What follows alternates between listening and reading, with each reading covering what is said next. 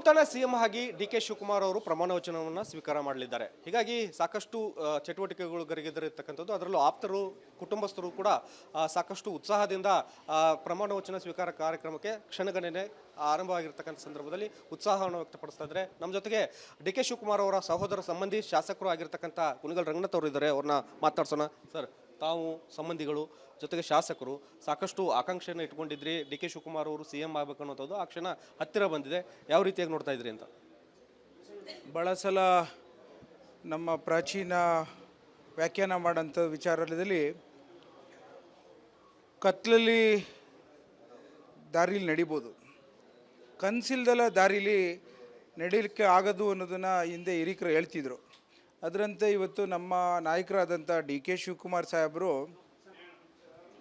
ಕಠಿಣವಾದಂಥ ಶ್ರಮ, ಪಕ್ಷದ ನಿಷ್ಠೆ, ಸಂಘಟನೆ, ಹಠ, ಛಲ ಇದ್ರ ಮಧ್ಯೆ ಗುರಿ ಇಟ್ಕೊಂಡು ಇವತ್ತು ಮುಖ್ಯಮಂತ್ರಿ ಸ್ಥಾನವನ್ನು ಸಿಕ್ಕಿರೋಂಥದ್ದು ಡಿ.ಕೆ. ಶಿವಕುಮಾರ್ ಸಾಹೇಬರಿಗೆ ನಮಗೆಲ್ಲರಿಗೂ ಸಂತೋಷ ತಂದಿದೆ. ನಾನು ವಿಶೇಷವಾಗಿ ಹೈಕಮಾಂಡ್ ಅವರಿಗೆ ಮತ್ತು ಕರ್ನಾಟಕದ ರಾಜ್ಯದ ಜನತೆಗೆ ನಾನು ಧನ್ಯವಾದ ಹೇಳಲಿಕ್ಕೆ ಬಯಸ್ತೇನೆ.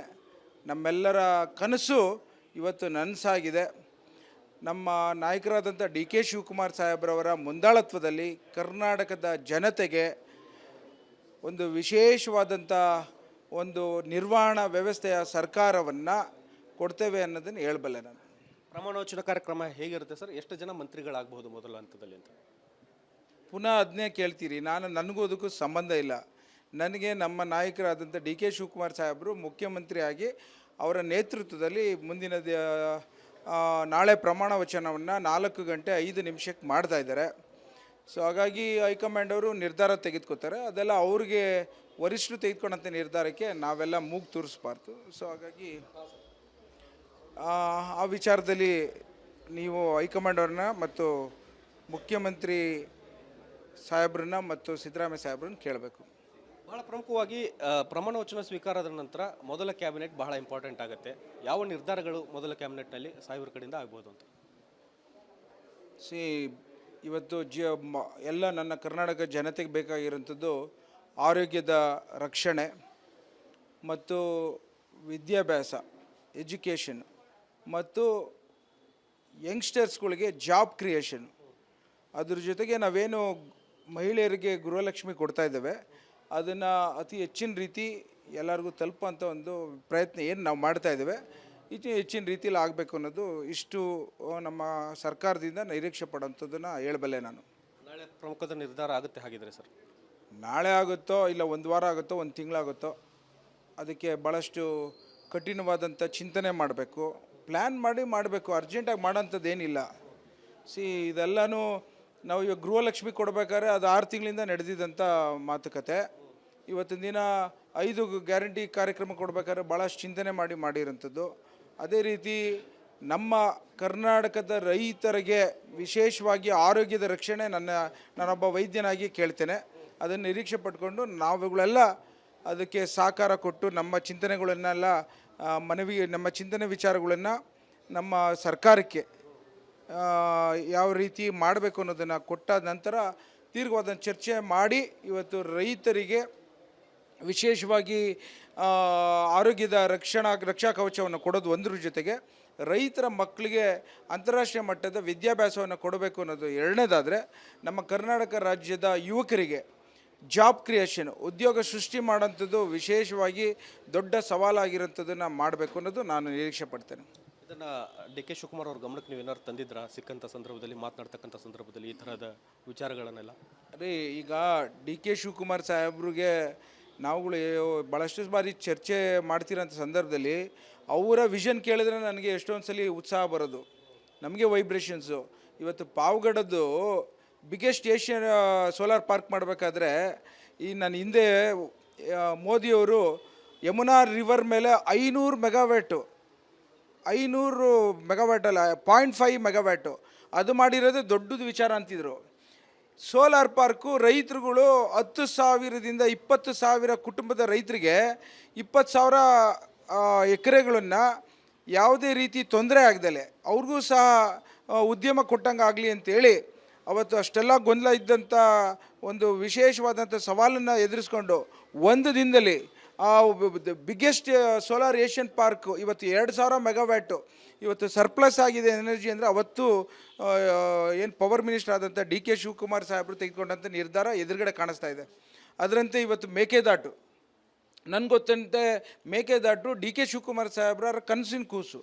ನನಗೆ ತಿಳಿದಂತೆ ಇವತ್ತಿನ ಟಿ ಸಿಗಳು ರೈತರಿಗೆ ನೀವು ಭಾಳಷ್ಟು ಸಲ ಹೇಳ್ತಾ ಇರ್ತೀನಿ, ಇವತ್ತು 3 ಲಕ್ಷ ರೂಪಾಯಿ ಆಗಿದೆ ಟಿ ಸಿ, ಅಂದೇ ಅವತ್ತಿನ ದಿನ ಉಚಿತವಾಗಿ ಕೊಡಿಸ್ಬೇಕು ರೈತರಿಗೆ ಅಂತೇಳಿ ಪವರ್ ಮಿನಿಸ್ಟರ್ ಆಗಿದ್ದಾಗ ನಮ್ಗೆ ಎಲ್ಲ ಕಡೆನೂ ರೈತರಿಗೆ ಉಚಿತವಾಗಿ ಟಿ ಸಿ ಕೊಟ್ಟಿದ್ದಂಥ ಉದಾಹರಣೆಗಳು ನಮ್ಮ ಮುಂದೆ ಇದೆ. ಅವ್ರ ಕನಸು ಇವತ್ತು ಏನು ಅವ್ರು ಓದ್ತಿದ್ದಂಥ ಸಂದರ್ಭದಲ್ಲಿ NPS ಅಲ್ಲಿ ಓದ್ತಿದ್ರು. ಆಗ ಎಲ್ಲೋ ಒಂದು ಕಡೆ ಆ ಶಾಲೆಯಿಂದ ಅವರು ನಿರ್ಗಮನ ಆಗೋ ಅಂಥ ಸಂದರ್ಭಕ್ಕೆ ಅವತ್ತೇ ಯೋಚನೆ ಮಾಡಿರ್ತಾರೆ, ನಾವು ಹೇಗಾದರೂ ಮಾಡಿ ಇವತ್ತು ನನ್ನ ಆಸೆ, ನಾನು ಹೇಗಾದರೂ ಮಾಡಿ ಎಜುಕೇಷನ್ಗೆ ಹೆಚ್ಚಿನ ಒತ್ತು ಕೊಡಬೇಕು ಅಂತ ಹೇಳ್ತಾ ಇರ್ತಾರಲ್ಲ. I am Born agriculturist, I am thinking educationist, I am passionately I mean politics ಅಂತ. ಆ ರೀತಿ ಇವತ್ತಿನ ದಿನ CSRನ ಮೂಲಕ ಏನು ಸುಮಾರು 20,000 ಅಂತಾರಾಷ್ಟ್ರೀಯ ಮಟ್ಟದ ಶಾಲೆಗಳನ್ನು ಮಾಡಬೇಕು ಅಂತ ಡಿ ಕೆ ಶಿವಕುಮಾರ್ ಸಾಹೇಬರು ಕನಸಿಟ್ಟಿರೋದನ್ನು ನಾನು ಕೇಳಿದ್ದೇನೆ. ಸೊ ಅದನ್ನು ಮಾಡೋಂಥದ್ದಾದರೆ ಅದು ಇಡೀ ಕರ್ನಾಟಕ ರಾಜ್ಯಕ್ಕೆ ಒಂದು ದೊಡ್ಡ ಕೊಡುಗೆ ಆಗುತ್ತೆ ಅನ್ನೋದು ನಾನು ಭಾವಿಸ್ತೇನೆ. ನಾನು ಡಿ ಕೆ ಶಿವಕುಮಾರ್ ಅವರ ಸಾಧನೆಯನ್ನು ಡಿ ಕೆ ಸುರೇಶ್ ಅವರು ಇಲ್ಲದೆ ಕಲ್ಪಿಸ್ಕೊಳ್ಳೋಕೆ ಸಾಧ್ಯ ಇಲ್ಲ. ಅವರು ಹೇಗೆ ಬೆನ್ನೆಲುಬಾಗಿ ನಿಂತ್ಕೊಂಡ್ರು, ಅಣ್ಣನಿಗೆ ಹೇಗೆಲ್ಲ ಸಹಕಾರ ಕೊಟ್ಟರು, ಎಷ್ಟು ಪಾತ್ರ ಡಿ ಕೆ ಸುರೇಶ್ ಅವ್ರದ್ದು ಅಂತ ತಳಹಂತದ ಒಂದು ಭದ್ರತೆಗೆ ಮತ್ತು ನಿರ್ವಹಣಾ ವ್ಯವಸ್ಥೆಗೆ ಮತ್ತು ಹೆಚ್ಚಿನದಾಗಿ ಒಂದು ನೈತಿಕತೆಯ ಒಂದು ಶಕ್ತಿಯಾಗಿ ನಿಂತಿರೋಂಥದ್ದು ನಮ್ಮ ಲಕ್ಷ್ಮಣರಾದಂಥ ಡಿ ಕೆ ಸುರೇಶ್ ಸಾಹೇಬರು. ವಿಶೇಷವಾಗಿ ಪ್ರತಿಯೊಂದು ಹಂತದಲ್ಲೂ ಯಾವುದೇ ಒಂದು ಸ್ವಾರ್ಥಕ್ಕೆ ಬಾಗದೆ ನಾನು ನನ್ನ ಅಣ್ಣನಿಗೆ ಬಲವನ್ನು ಕೊಡ್ತೇನೆ, ಏನು ಕರ್ನಾಟಕ ರಾಜ್ಯಕ್ಕೆ ಮಾಡೋಂಥ ಸೇವೆಯಲ್ಲಿ ನಂದು ಒಂದು ಪಾತ್ರ ಇರಲಿ ಅಂತೇಳಿ ಅಂದು ಶುರು ಮಾಡಿದಂಥ ರಾಜಕೀಯದ ಬದುಕಿನಲ್ಲಿ ಅವರು ಸಹ ಜೋಡಣೆ ಮಾಡಿ ಇಷ್ಟು ಎತ್ತರಕ್ಕೆ ಬೆಳಿಬೇಕಾದ್ರೆ ಅವ್ರದ್ದು ಕಾಂಟ್ರಿಬ್ಯೂಷನ್ಸ್ ತುಂಬ ಇದೆ. ಸೊ ಹಾಗಾಗಿ ನಾನು ಹತ್ತಿರದಿಂದ ನೋಡಿರೋದ್ರಲ್ಲಿ ರಾಮ ಲಕ್ಷ್ಮಣನ್ ಥರ ಇಬ್ಬರು ಇರೋವಂಥದ್ದು ನಮಗೆಲ್ಲ ಒಂದು ದೈವಿಕ ಒಂದು ಶಕ್ತಿ ಅಂತಲೇ ನಾನು ತಿಳ್ಕೊತೇನೆ.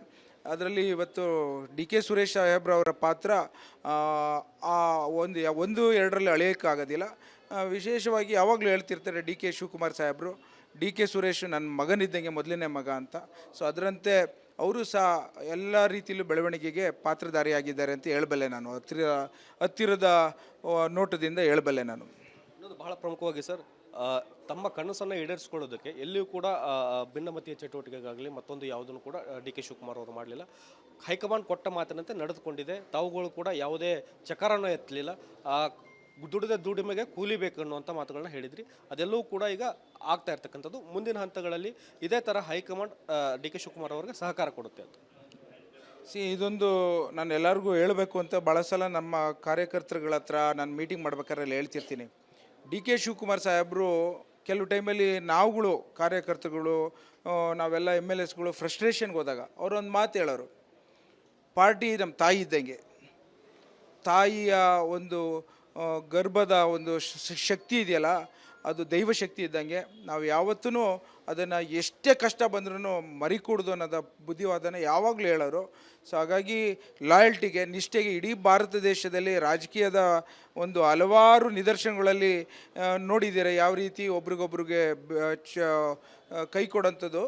ಅಂಥದ್ರಲ್ಲಿ ಡಿ ಕೆ ಶಿವಕುಮಾರ್ ಸಾಹೇಬರು ಒಂದು ದಿನವೂ ಎಷ್ಟೇ ಕಷ್ಟವಿದ್ದರೂ ಸಹ ನಾನು ಪಾರ್ಟಿ ಜೊತೆ ನಿಲ್ತೇನೆ, ಸೋನಿಯಾ ಗಾಂಧಿ ಮೇಡಮ್ ಜೊತೆ ನಿಲ್ತೇನೆ, ರಾಹುಲ್ ಗಾಂಧಿ ಸರ್ ಜೊತೆ ನಿಲ್ತೇನೆ ಅಂತ ಒಂದು ದೊಡ್ಡದಾದಂಥ ಶಕ್ತಿ ಬಿಂಬಿತವಾದಂಥ ಒಂದು ಸಂದೇಶವನ್ನು ಯಾವಾಗಲೂ ಕಳಿಸೋರು. ಸೊ ಹಾಗಾಗಿ ಎಂದೂ ಅವರು ನಿಷ್ಠೆಗೆ ಕೊರತೆ ತೋರಿಸಿರಲಿಲ್ಲ. ಇವತ್ತು ಅವರೇ ನಮ್ಮ ಭಾರತ ದೇಶದಲ್ಲೇ ಒಂದು ಮಾದರಿಯಾಗಿ ಪಕ್ಷದ ನಿಷ್ಠೆಗೆ ಒಂದು ದೊಡ್ಡ ಸಿಂಬಲ್ ಆಗಿ ಇರೋವಂಥದ್ದನ್ನ ಹೇಳಬಲ್ಲೆ ನಾನು. ಡಿ ಕೆ ಶಿವಕುಮಾರ್ ಅವರು CM ಆಗ್ತಾ ಇದ್ದಾರೆ. ಕುಟುಂಬದಲ್ಲಿ ಹೇಗಿದೆ ಸರ್ ಉತ್ಸಾಹ? ಏನು ಹೇಳ್ತಾರೆ ಕುಟುಂಬಸ್ಥರೆಲ್ಲರೂ ಸರ್? ಸ್ವಾಭಾವಿಕವಾಗಿ ಇದೊಂದು ಚರಿತ್ರೆ, ಇದು ಇತಿಹಾಸ. ಇವತ್ತು ಸುಮಾರು 36ನೇ ಮುಖ್ಯಮಂತ್ರಿಯಾಗಿ ತೆಗೆದುಕೊತಾ ಇದ್ದಾರೆ. ಇದು ಎಷ್ಟೇ ಜನ ಏನೇ ಭಾಳಷ್ಟು ಜನ ಸ್ಯಾಕ್ರಿಫೈಸ್ ಮಾಡಿರ್ತಾರೆ, ಸಹಸ್ರಾರು ಜನ ಕುಟುಂಬಗಳು ತ್ಯಾಗ ಮಾಡಿರ್ತಾರೆ. ಇವತ್ತು ನಾನು ವಿಶೇಷವಾಗಿ ಅವ್ರ ಕುಟುಂಬದನ್ನು ನಿಮ್ಮ ಮುಂದೆ ಹೇಳಲಿಕ್ಕೆ ಬಯಸ್ತೇನೆ. ಅವರು ಹೋದಂಥ ಆ ದಾರಿಯಲ್ಲಿ ಹೋಗಬೇಕಾದಂಥ ಸಂದರ್ಭದಲ್ಲಿ ಭಾಳಷ್ಟು ಕಷ್ಟಗಳನ್ನು ಅವರ ಧರ್ಮಪತ್ನಿಯವರು, ಅವ್ರ ಮಕ್ಕಳುಗಳೆಲ್ಲ ಅನುಭವಿಸಿರೋದನ್ನು ನಾನು ಕಣ್ಣಾರೆ ನೋಡಿದ್ದೇನೆ. ಸೊ ಹಾಗಾಗಿ ಅದನ್ನು ಜಾಸ್ತಿ ನಾನು ಒತ್ತು ಕೊಟ್ಟು ಹೇಳೋಂಥ ಅವಶ್ಯಕತೆ ಇಲ್ಲ. ಇವತ್ತು ಪ್ರತಿಯೊಂದು ಹೆಜ್ಜೆಗೂ ಏನಾದ್ರು ಕರ್ನಾಟಕ ರಾಜ್ಯಕ್ಕೆ ಡಿ ಕೆ ಶಿವಕುಮಾರ್ ಸಾಹೇಬರ ಕೊಡುಗೆ ಇದ್ದಲ್ಲಿ ಅವರ ಶ್ರೀಮತಿಯವರು ಮತ್ತು ಅವರ ಮಕ್ಕಳ ಪಾತ್ರ ಭಾಳಷ್ಟು ಕಾಣಿಸ್ತಾ ಇರೋಂಥದ್ದನ್ನು ನಾನು ನೋಡಿದ್ದೇನೆ. ಸೊ ಹಾಗಾಗಿ ಭಾಳಷ್ಟು ಸಂತೋಷದಲ್ಲಿದ್ದಾರೆ. ಇದೊಂದು ಇತಿಹಾಸ, ನಮಗೆಲ್ಲ ಸಂತೋಷದಕ್ಕೆ ಪಾರವೇ ಇಲ್ಲ ಅನ್ನೋದು ಮಾತನ್ನು ಹೇಳಲಿಕ್ಕೆ ಇಚ್ಛೆಪಡ್ತೇನೆ ನಾನು. ಒಬ್ಬ ವ್ಯಕ್ತಿ ಸಾಧನೆ ಮಾಡಬೇಕಂದ್ರೆ ಕುಟುಂಬಸ್ಥರ ತ್ಯಾಗ ಕೂಡ ಬಹಳ ಇಂಪಾರ್ಟೆಂಟ್ ಆಗುತ್ತೆ. ಅವರ ಧರ್ಮಪತ್ನಿ ಆಗಲಿ ಮಕ್ಕಳಾಗಲಿ ಎಷ್ಟೊಂದು ತ್ಯಾಗ ಮಾಡಿದ್ದಾರೆ ಅನ್ನುವಂಥದ್ದು ಸರ್. ಅದು ಇಂಗ್ಲೀಷಲ್ಲಿ ಒಂದು ಗಾದೆ ಅಲ್ಲ, every successful man has got a women behind him ಅಂತ. ಹಾಗೆ ಅವರು ಧರ್ಮಪತ್ನಿಯವರು ಶ್ರೀಮತಿ ಉಷಾ ಅವರು, ಶಿವಕುಮಾರ್ ಅವರು ಭಾಳಷ್ಟು ಶ್ರಮ ಹಾಕಿದ್ದಾರೆ. ಅವ್ರಿಗೆ ಒಂದೇ ಒಂದು ರೀತಿಲೂ ಅವರ ಪ್ರತಿಯೊಂದು ರಾಜಕೀಯದ ಜೀವನದ ಹಾದಿಲಿ ಎಲ್ಲೂ ಅವ್ರಿಗೆ ಕಷ್ಟಗಳು ಅವ್ರ ಮನೆ ಕಡೆಯಿಂದ ಬರ್ಕೂಡ್ದು ಅಂತೇಳಿ ಮಕ್ಕಳಿಂದ ಬೆಳೆಸೋದ್ರಿಂದ ಹಿಡಿದು ಸಂಸ್ಕೃತಿನ ಕಳಿಸೋದ್ರಿಂದ ಹಿಡಿದು ಸಂಸ್ಕಾರದ ಒಂದು ವ್ಯವಸ್ಥೆನ ಮಕ್ಕಳಿಗೆ ಹೇಳ್ಕೊಡೋದ್ರಿಂದ ಹಿಡಿದು ಅವರ ಡಿ ಕೆ ಶಿವಕುಮಾರ್ ಸಾಹೇಬರಿಗೆ ಪ್ರತಿಯೊಂದು ಹೆಜ್ಜೆಲೂ ಯಾವ ರೀತಿ ಅವ್ರಿಗೆ ಒಂದೇ ಒಂದು ಸಣ್ಣದಾದಂಥ ತಲೆನೋವು ತರದಲೆ ವಿಶೇಷವಾಗಿ ಪ್ರತಿಯೊಂದಕ್ಕೂ ಸಹಕಾರವನ್ನು ಕೊಟ್ಟು ಯಾವುದನ್ನು ಬಯಸದೆ ಒಂದು ದಿವಸ ರಾಜಕೀಯದ ಪಾತ್ರದಲ್ಲಿ ಅವರು ಮೂಗು ತೋರಿಸ್ತಲೆ ಇವತ್ತು ಏನಾದರೂ ಧರ್ಮಪತ್ನಿಯವರು ಯಾವ ರೀತಿ ಶ್ರೀಮತಿಯರು ಇರಬೇಕು ಅಂದರೆ ಅವರು ಉಷಾ ಶಿವಕುಮಾರ್ ಅವರೇ ಒಂದು ಉದಾಹರಣೆ ಅಂತ ಹೇಳಲಿಕ್ಕೆ ಇಚ್ಛೆಪಡ್ತೇನೆ ನಾನು. ಎಲ್ಲ ಒಂದು ಕಡೆ ನೀವು ಅದ್ದೂರಿಯಿಂದ ಒಂದು ಪ್ರಮಾಣವಚನ ಕಾರ್ಯಕ್ರಮ ಮಾಡಬೇಕು ಅನ್ನೋಂಥದ್ದು, ಅದಕ್ಕೆ ಈಗ ಸಿಂಪಲ್ ಆಗಿ ಮಾಡಲಾಗ್ತಾ ಇದೆ, ರಾಜಭವನದಲ್ಲಿ ಮಾಡಲಾಗ್ತಾ ಇದೆ ಅನ್ನೋಂಥದ್ದು ಸರ್. ಇಂಗ್ಲೀಷಲ್ಲಿ ಆಸ್ಟೆರಿಟಿ ಮೆಷರ್ಸ್ ಅಂತಾರೆ. ನನ್ನ ಕಾರ್ಯಕರ್ತರುಗಳು ನನ್ನ ತಾಲೂಕವರೇ ಭಾಳಷ್ಟು ವಿಶೇಷವಾಗಿ ವಿಜೃಂಭಣೆಯಿಂದ ಈ ಒಂದು ಕಾರ್ಯಕ್ರಮ ಮಾಡಬೇಕು ಅಂತ ಅಷ್ಟು ಒತ್ತಡ ಇತ್ತು. ನಾವುಗಳೆಲ್ಲ ಕೇಳ್ಕೊಂಡು ಒಂದು ಸ್ವಲ್ಪ ದೊಡ್ಡದಾಗಿ ಕಾರ್ಯಕ್ರಮ ಮಾಡೋಣ ಅಂತ. ಯಾಕೋ ಏನೋ ಒಂದು ಡೀಸೆಲು ಮತ್ತು ಪೆಟ್ರೋಲಿನ ಬೆಲೆ ಹಗ್ಗ ಆಗಿರೋಂಥ ಈ ನೆಲೆ ಮತ್ತು ಜನರಿಗೆ ಯಾವುದೇ ರೀತಿಯಲ್ಲೂ ತೊಂದರೆ ಆಗಬಾರ್ದು ಅಂಥೇಳಿ ಅವ್ರಿಗೆ ತೊಂದರೆ ಇವತ್ತು IPL ವಿಚಾರದಲ್ಲಿ RCB ಇಂದ ಆದಂಥ ನೋವು ಅವ್ರ ತಲೆಯಲ್ಲಿದೆ, ಅದು ಅವ್ರ ಕುಟುಂಬದ ನೋವುಗಳು. ಸೊ ಹೀಗಾಗೆಲ್ಲ ಜನಸಂದಣಿ ಬೆಂಗಳೂರಲ್ಲಿ ಭಾಳ ಉತ್ಸುಕರಾಗಿ ಬರೋಂಥ ಸಂದರ್ಭದಲ್ಲಿ ತಡೀಲಿಕ್ಕೆ ಕಷ್ಟ ಆಗಬಾರ್ದು, ಪೊಲೀಸರಿಗೆ ತೊಂದರೆ ಕೊಡಬಾರ್ದು, ಜನಸಾಮಾನ್ಯರಿಗೆ ಓಡಾಡಲಿಕ್ಕೆ ನನ್ನ ಕಡೆಯಿಂದ ನಾನು ತೆಗೆದುಕೊಳ್ಳೋಂಥ ಜವಾಬ್ದಾರಿ ದಿನದಿಂದ ಅವತ್ತಿಗೆ ತೊಂದರೆ ಕೊಡಬಾರ್ದು ಅಂಥೇಳಿ ಇವತ್ತು ಭಾಳ ಮಿತಿಯಾಗಿ ಒಂದು ಪಥ್ಯ ಅಂತಾರಲ್ಲ ಆ ರೀತಿ ಕಾರ್ಯಕ್ರಮವನ್ನು ಯಾರಿಗೂ ಜಾಸ್ತಿ ತೊಂದರೆ ಕೊಡದಲೆ ಇವತ್ತಿನ ದಿನ ಅಷ್ಟೊಂದು ಇವಾಗ ನಮ್ಮಲ್ಲೇ 25,000 ಜನ ಬರೋಕ್ಕಿದ್ರು, ಸುಮಾರು 400 ವೆಹಿಕಲ್ಸ್ ಬೇಕಿತ್ತು. ಅದಕ್ಕೆ ಪೆಟ್ರೋಲು ಡೀಸೆಲು ದುಡ್ಡು ಹಣ ಎಲ್ಲ ಬೇಕಾಗಿತ್ತು, ಅವ್ರಿಗೆ ಖರ್ಚು ವೆಚ್ಚಗಳು. ಸೊ ಅಲ್ಲಿ ಕಾರ್ಯಕರ್ತರಿಗೂ ಖರ್ಚಾಗ್ತಿತ್ತು ಬಂದಾಗ. ಸೊ ಹಾಗಾಗಿ ಅದ್ಯಾವುದು ಬೇಡ, ನಾನು ಇವತ್ತಿನ ದಿನ ಕರ್ನಾಟಕದ ಐತಿಹಾಸಿಕ ಒಂದು ನನಗೆ ಹುದ್ದೆಯನ್ನು ಕೊಡ್ತಾ ಇದ್ದಾರೆ, ನಾನು ಜನರಿಗೆ ಮಾದರಿ ಆಗಬೇಕು ಅಂತೇಳಿ ಕಾರ್ಯಕ್ರಮವನ್ನು ಲೋಕೀಲಿ ಮಾಡಿಕೊಂಡು ಇವತ್ತು ರಾಜಭವನದಲ್ಲಿ ಮಾಡ್ತಾಯಿದ್ದಾರೆ. ಇದಿಷ್ಟು ಶಾಸಕರಾಗಿರ್ತಕ್ಕಂತಹ ಕುಣಿಗಲ್ ರಂಗನಾಥ್ ಅವರ ಮಾತು. ಕ್ಯಾಮ್ರಾಮನ್ ಮಂಜುನಾಥ್ ಜೊತೆ ಬಸವರಾಜ್, ಸೆಂಟಿಮೆಂಟ್ ರಿಪಬ್ಲಿಕ್ ಕನ್ನಡ, ಬೆಂಗಳೂರು.